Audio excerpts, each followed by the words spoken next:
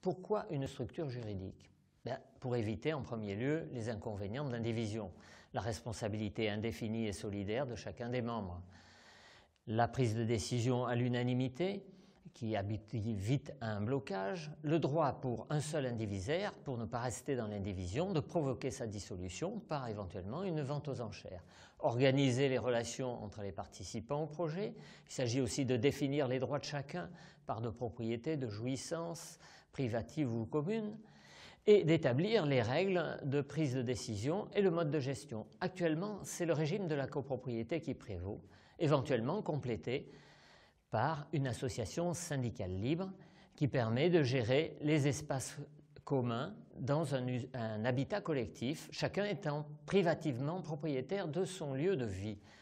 Il s'agit aussi de gérer les relations dans le groupe et de gérer les relations avec les personnes extérieures, banquiers, fournisseurs, l'État, les collectivités publiques et d'autres institutions, et ne pas mélanger des activités trop disparates.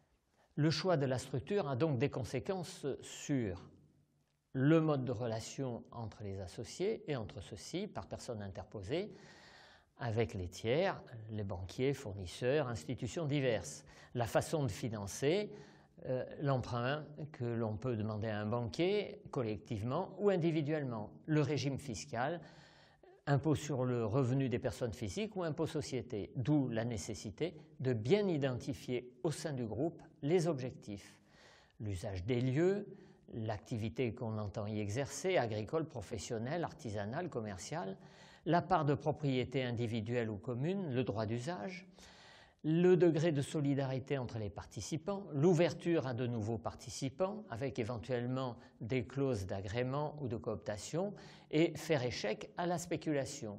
Les moyens à mettre en place, les capacités financières de chacun, les apports en numéraire, dans le capital, en compte courant, les apports en travail, dits apports en industrie, les emprunts auprès des tiers, tous ces moyens doivent être répertoriés.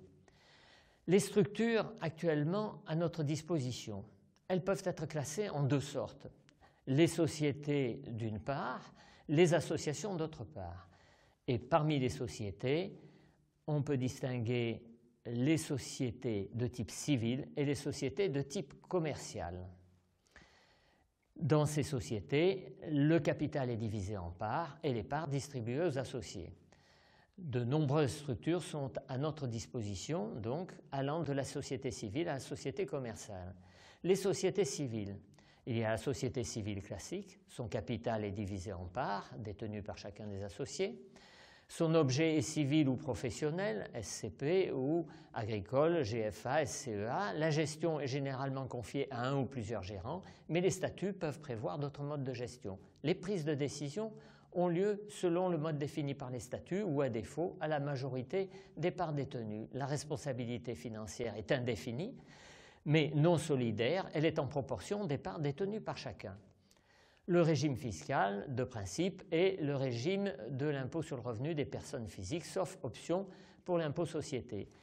Il existe en outre d'autres sociétés civiles plus spécialement spécialisées pour la construction, la Société civile immobilière d'attribution, SCIA, c'est une forme particulière de société civile. La propriété des parts donne droit à la propriété ou la jouissance d'un logement défini préalablement par les associés. Deux sortes de SCIA sont à distinguer. La SCIA en propriété, qui a vocation à faire acquérir par les associés individuellement la propriété de son lot, et la SCIA en jouissance, qui procure à chaque associé seulement la jouissance du lot. Elle peut être maintenue indéfiniment, ce qui permet d'y introduire valablement des clauses d'agrément de gestion. Les emprunts de surcroît peuvent être faits individuellement auprès des banquiers, puisque le banquier est rassuré, puisque les parts représentent un droit réel sur le logement qui sera attribué à l'associé. Il existe en outre la société civile coopérative de construction S3C. Nous pouvons la considérer comme une variante de la SCIA, avec l'ajout d'un fonctionnement coopératif. Les lots ou maisons sont transférés à chacun des associés par vente, location, accession ou attribution en jouissance. La responsabilité des associés est la même que pour toute société civile. Nous avons maintenant vu les sociétés civiles, nous voyons maintenant les sociétés commerciales. Les sociétés commerciales sont principalement les sociétés anonymes, sociétés par action simplifiée et SARL.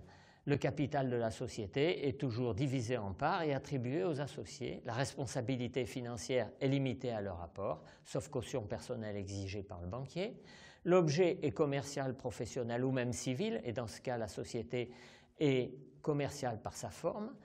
La forme de gestion est prévue par la loi, conseil d'administration pour la SA, président pour la SAS, gérant pour la SARL. Les prises de décision sont à la majorité des parts des associés et le régime fiscal est celui de l'impôt société, sauf exception. Les sociétés coopératives, ce sont des structures hybrides, à la fois commerciales, mais avec des dispositions qui font penser aux associations. La société ouvrière coopérative de production, DISCOP, elle a une forme de SARL. L'activité est obligatoirement économique, commerciale, industrielle ou de service. Les salariés doivent détenir obligatoirement un pourcentage minimum dans le capital et les décisions sont prises à raison d'1 voix par personne. Le régime fiscal, c'est l'impôt société, mais avec des aménagements très avantageux. La responsabilité financière des associés est limitée. En cas de dissolution, le boni de liquidation doit être dévolu à l'union des SCOP. Il existe en outre comme société coopérative la société coopérative d'intérêt collectif. La forme est celle d'une SA ou d'une SARL. Son objet doit avoir un caractère d'utilité publique et le fonctionnement est à peu près celui d'une SCOP. Pour le reste, 2 possibilités supplémentaires s'y ajoutent. Celui de pouvoir associer une collectivité publique, ce qui est très intéressant pour associer un bailleur social, et l'avantage aussi de pouvoir recevoir des subventions. Les associations maintenant et les structures apparentées, c'est un autre univers. C'est celui des structures sans but lucratif. Vous connaissez l'association classique de la loi de 1901. Les membres de l'association ne détiennent aucun droit de propriété, il n'existe pas de part de capital, et lorsque l'association est dissoute, ces biens sont dévolus à une autre association ou à l'État. L'adhésion peut être contrôlée, par contre personne ne peut être tenu de demeurer membre de l'association, et si un membre n'accomplit pas ses obligations, la seule sanction est l'exclusion. Le mode de décision, c'est une personne, une voix. La gestion est généralement organisée avec un conseil d'administration, un bureau, un président, avec une certaine souplesse d'aménagement des statuts. Le régime fiscal est en principe très favorable si l'objet de l'association demeure sans but lucratif, elle n'est pas soumise aux impôts commerciaux. Les associations dont l'intérêt général est reconnu peuvent émettre des reçus fiscaux pour la déduction sur l'impôt sur le revenu des personnes physiques. Les associations reconnues d'utilité publique, elles bénéficient de prérogatives juridiques plus larges, la possibilité d'agir en justice pour un intérêt qui n'est pas personnel à l'association, et elles peuvent aussi recevoir des legs. Elles nécessitent cependant une demande en préfecture qui débouche sur un arrêté ministériel.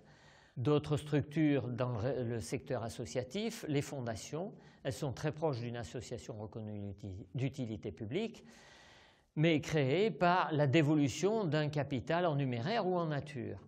Les fonds de dotation, ils doivent présenter un intérêt général. La création est très simple, elle se fait comme pour une association classique, sans conditions particulières d'agrément, mais permettent de recevoir des legs. En termes de conclusion, je dirais qu'il existe de très nombreuses structures dans l'environnement juridique actuel qui ont des implications diverses et que l'on peut très bien combiner ensemble. Il y a lieu de ne pas éliminer, bien sûr, la copropriété qui, associée à une association syndicale libre, est un très bon outil pour gérer les espaces communs tout en demeurant propriétaire privativement de son lot.